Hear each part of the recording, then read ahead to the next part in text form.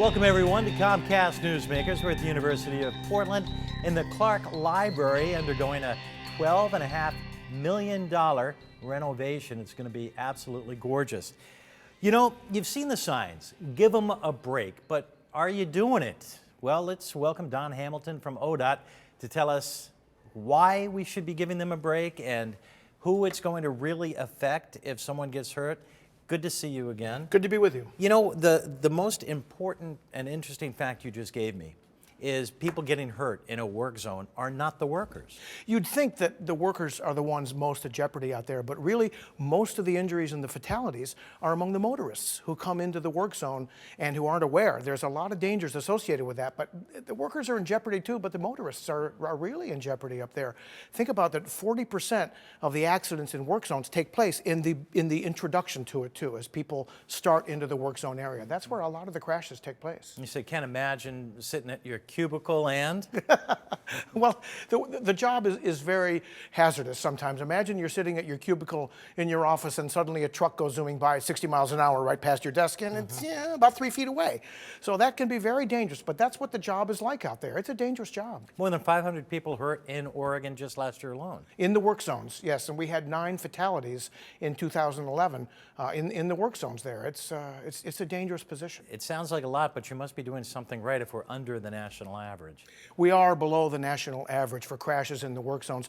We take a very serious effort with education on there. We try to get the Give Them a Break campaign. We try to make sure that the public is aware of all this. We try to get people to respect the orange signs that we give out. You get cones and barricades and all kinds of orange. When you see the orange out there, that's your sign that you need to be careful that you're entering a work zone.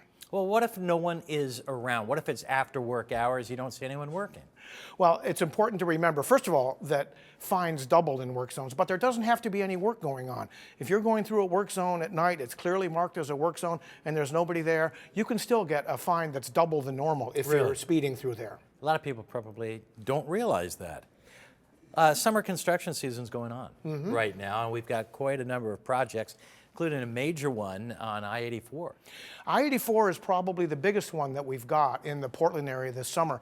We're paving Interstate 84 in both directions from I-5 all the way to I-205, and that's going to mean a full closure in one direction, and then the following weekend a full closure in another direction of I-84 to get this paving done, and then a full closure also in August of the westbound lanes only as we continue to take care of some of the ramps and some of the striping and the other work that needs to be done. It is hard for me to fathom that from I-205 to I-5, the I-84 stretch there, of what, a 5-mile stretch? I think it's 7 miles altogether. 7 miles can be done in a weekend? Well, it can. I mean, in one direction, yes. And it's important to remember, too, that we're going to be using almost all of the available asphalt between here and Spokane as we put in reservations for all of that. It's a big project, but when you get this done all at once in one weekend, it's a little bit like taking a Band-Aid and tearing it off quickly. There's a little discomfort and at the very beginning, but when it's done, it'll be done and we'll have it done. Otherwise, the problem maybe it was we're in there for weeks and months at a time.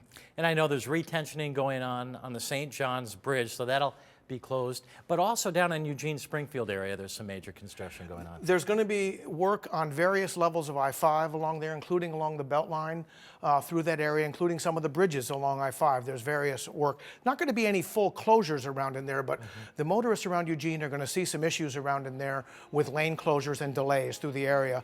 This is summertime, and this is when we pave in Oregon, when we ideally we get some good weather and the asphalt can cure properly. All right, Don Hamilton, thank you very much for joining us. Good to be with you. Appreciate it. And we want to thank you for being here as well on Comcast Newsmakers from the University of Portland. And for the crew here, I'm Ken Ackerman. Make it a great day, everyone.